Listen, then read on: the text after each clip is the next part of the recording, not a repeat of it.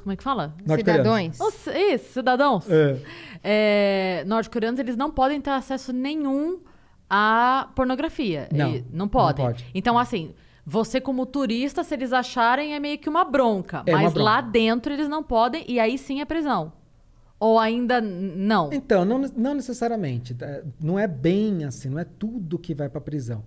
O que acontece assim, pensa que a vida deles, a sua vida ela está sendo o tempo todo monitorada.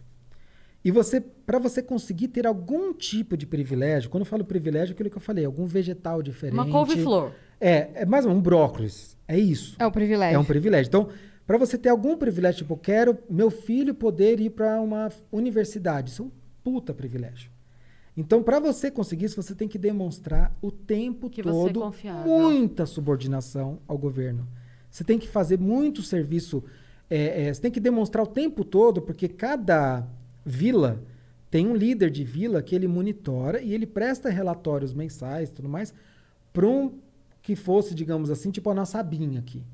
Então ele presta esses relatórios, tipo, olha, a Cris, por exemplo, teve um dia que eu vi que ela saiu de casa sem agradecer aos grandes líderes que estão lá na parede dela, lá a foto lá. Ela saiu sem agradecer.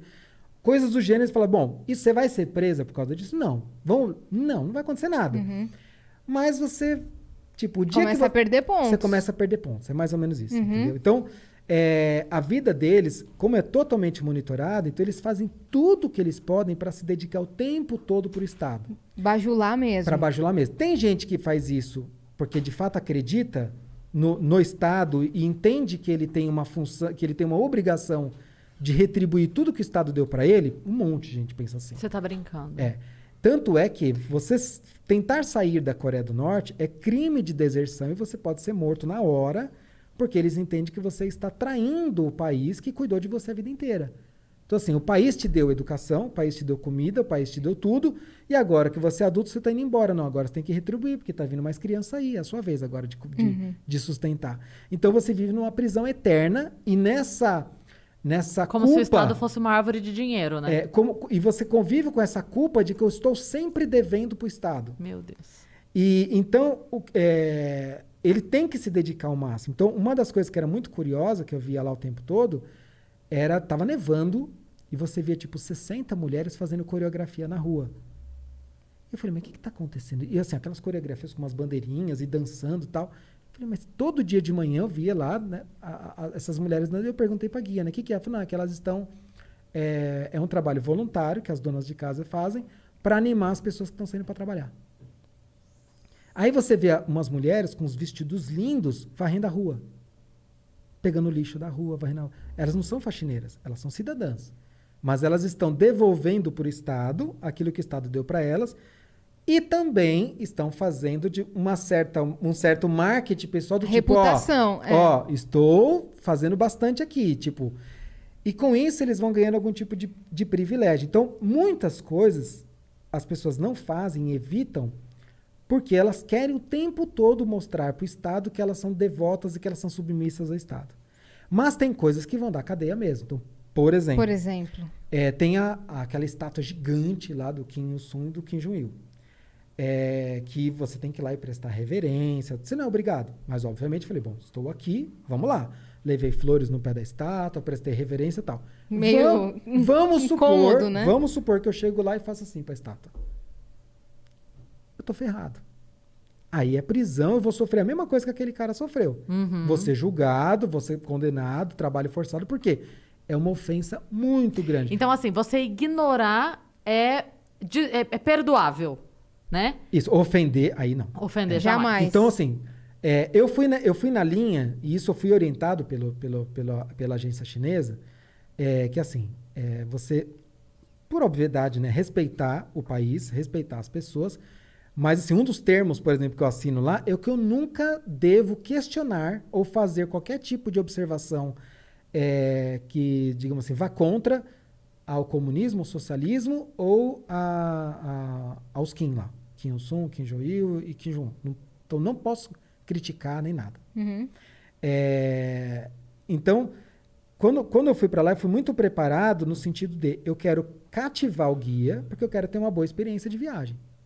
Se eu já demonstrar qualquer tipo de reação que ele perca a confiança em mim, eu não vou ter uma boa viagem. Então, assim, eu era extremamente respeitoso com tudo. Sua esposa também. Também. Então, assim, tem que fazer reverência? Vamos fazer. E, assim, pra mim, por mais que eu não concordasse, mas eu encarava, por exemplo, quando eu fui pra Indonésia, por exemplo, que eu falei, ou para algum outro país, tal, você vai visitar um templo budista, ou você vai visitar uma mesquita, que nem quando eu fui para Istambul, ia lá visitar uma mesquita, você segue a regra. Sim. Tem que colocar um véu? Vamos botar um véu. Tem que entrar descalço? Vamos entrar descalço. É silêncio? É silêncio. Cada país, você tem que respeitar, porque é a cultura local. Então eu entendi, e para mim ficou muito claro, que essa idolatria que eles têm com esses líderes políticos é a fé deles. Então, se você for numa igreja católica, por exemplo, você entra numa missa, e aí você, tipo, trata com desdém algum santo, quem vai ficar ofendido não é o padre, é a irmãzinha que está do seu lado, porque ela Sim. acredita naquilo. É a fé dela. Então, isso vai gerar na pessoa uma antipatia com você. Uma indisposição Uma com você. indisposição. Então, eu falei, não, eu fui para mim muito claro, tipo, eu não vou tentar convencer ninguém, porque não A adianta. diferença é que o padre não vai te mandar pro campo de concentração e te devolver em coma pra tua família. Bobagem. Bobagem. Mas tudo bem. Mas assim, mas não só isso, assim, eu não era obrigado, e a guia falou, você não é obrigado a fazer as reverências. Eu falei, mas eu vou fazer. Por quê? Porque eu quis mostrar pra ela, tipo, eu respeito o seu país, respeito a sua cultura, respeito a sua crença, porque pra eles é uma fé, é uma crença, é como se fosse uma religião mesmo. E com isso eu cativei ela. Eu ganhei ela, a Sim. confiança dela. Então, foto, por exemplo, você teria que pedir autorização para poder tirar fotos. Chegou num determinado ponto da viagem, a gente estava voltando de uma outra cidade, eu sabia que ia pegar 2 horas de estrada. E eu vi que ela estava assim, né, morrendo de sono, querendo dormir. Daí eu falei, olha, eu sei que você está querendo dormir, mas eu quero tirar um monte de foto. Eu falei, eu quero te fazer vídeo, foto, quero fazer um monte de coisa. Então, você me fala para mim o que eu posso, o que eu não posso? Daí ela falou, você não pode, tipo, de militares, disso, daquilo e tal. 1/3 da população é militar, então você imagina que fica difícil de não tirar foto de militar. Ela passou algumas coisas, eu falei, então tá bom, segui. Ela dormiu e eu fiquei lá tirando um monte de foto, fiz um monte de coisa. Falei, se ela depois falar, quero conferir, tá aqui, ó, bonitinho, segui a risca o que você pediu. Não pediu para conferir. E com isso eu fui ganhando a confiança dela e a gente conseguiu ter uma viagem, assim, muito legal. E ela falou para mim, né, não é papo, né? Ela falou para mim, falei, normalmente, quando a gente percebe que a pessoa não respeita o nosso país, não respeita as nossas regras e tudo mais, fala, eu dificulto mesmo. Não deixo tirar foto de um monte de coisa, não deixo fazer um monte de coisa, aí, Fecha a cara e... tipo, acabou a viagem. Acabou a viagem, você não pode fazer nada.